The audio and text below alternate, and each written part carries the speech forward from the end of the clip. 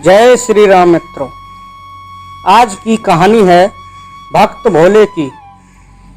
एक गांव में भोला नाम का आदमी रहता था। अपने नाम के तरह वह भोला था। न तो वह चालाकी करता था और न उसको किसी की चालाकी समझ पाता था। हर एक काम को वह बहुत साधारण तरीके से करता था। भोला भगवान को मानने वाला था। वह जंगल में लकड़ियां काटकर गुजर बसर किया करता था, लेकिन वह गरीब बहुत था और वह झोपड़ी में अकेला ही रहता था। वह सप्ताह में एक बार मंदिर जाया करता था। एक दिन उसने देखा कि भगवान की मूर्ति के सामने बहुत दीपक अथवा अगरबत्ती जल रहे हैं, जिसके कारण हर तरफ धुआं धुआं हो गया था। उसे देख भोला भक्त सोचने लगा कि भगवान, यह तो बहुत याद आती है कि प्रभु आपकी आंखें जल रही होंगी, सांस घुट रही होगी। आप ऐसा करो प्रभु, आज आप मेरे घर चलो। आज लकड़ी बेचकर अगर प्राप्त धन मिल गया तो उससे हम दोनों का खाने का प्रबंध हो जाएगा। उसके भोलेपन और साफ हृदय को देखकर प्रभु उसके सामने साक्षात प्रकट हो गए और बोले, ठीक, तुम जाकर भोजन बनाओ। जब बन जाए मुझे बुला लेना, मैं घर जाऊंगा। इसके बाद वह खुशी खुशी घर गया। फिर भोला भक्त खुशी खुशी घर गया, भोजन की तैयारी करने लगा। जैसे ही भोजन की तैयारी हो गई, उसी वक्त वह मंदिर की तरफ भगवान को बुलाने के लिए चल पड़ा। थोड़ी दूर रह गया था, उसी रास्ते में एक बालक मिला। वह बोला, मुझे बहुत भूख लगी है। फिर क्या, भोले भक्त को उस पर दया आ गई और वह उसे अपने साथ अपने घर ले गया और बेहद प्रेम से उसने उसे भोजन करवाया। भोजन करवाने के बाद वह फिर से मंदिर की तरफ चल पड़े।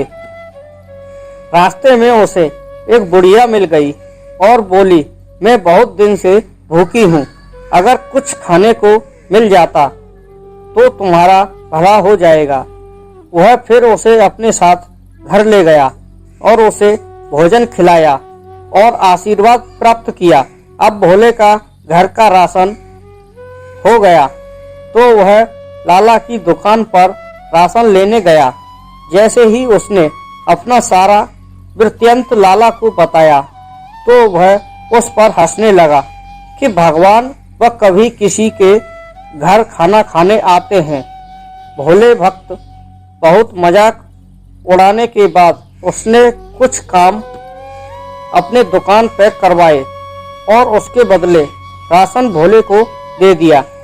राशन लेने के बाद घर में खाने की तैयारी करने लगा। जैसे ही तैयारी हो गई तो वह फिर मंदिर की तरफ चल पड़ा। रास्ते में फिर एक बूढ़ा आदमी भूखा प्यासा बैठा था।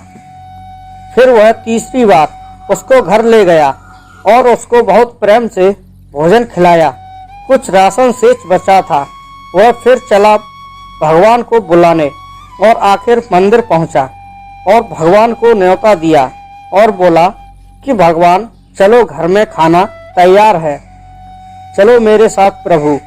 उससे देख प्रभु बोले कि भोले, मैं तो भोजन 3 बार पा चुका हूँ। भोला भक्त बोला कि हे भगवान, आपको तो मैंने खाना खिलाया नहीं, मैं तो मंदिर अब ही आया हूँ। भगवान बोले कि जो एक बच्चे, बूढ़ी माता और बूढ़े व्यक्ति को जो तुमने खाना खिलाया, वह असल में मुझे ही तो खिलाया है और अब मेरा पेट भर गया। भगवान ने उसे बहुत समझाया, पर लेकिन वह भोला भक्त समझ नहीं पाया। भगवान उसका दिल रखने के लिए उसके साथ चल पड़े।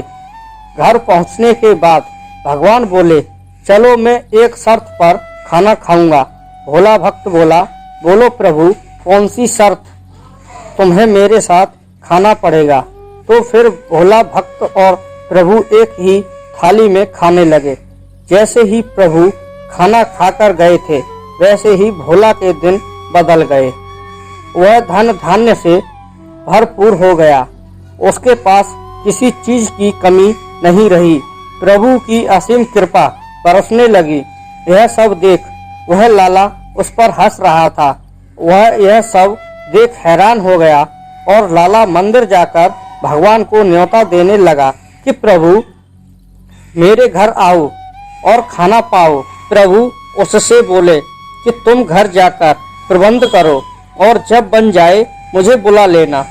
लाला हंसता हंसता घर गया और अपने नौकरों से बोला कि मंडप की तैयारी करो और 36 प्रकार के बढ़िया भोजन बनवाए। और उसके मन में थोड़ा सा अभिमान आ गया था। मैंने तो भोला से अच्छे पकवान बनाए, भगवान मुझ पर ज़्यादा प्रसन्न होंगे। यह मन में सोच के घर से भगवान को बुलाने के लिए चला था कि रास्ते में वही बच्चा, बूढ़ी औरत और बूढ़ा आदमी मिले। उन सभी ने उससे खाना मांगा और बोले कि हम भूखे हैं। लाला ने अभिमान के चक्कर में सबको ठुकरा दिया और आखिर मंदिर जा पहुंचा। भगवान को बोलने लगा कि प्रभु चलो खाना तैयार है।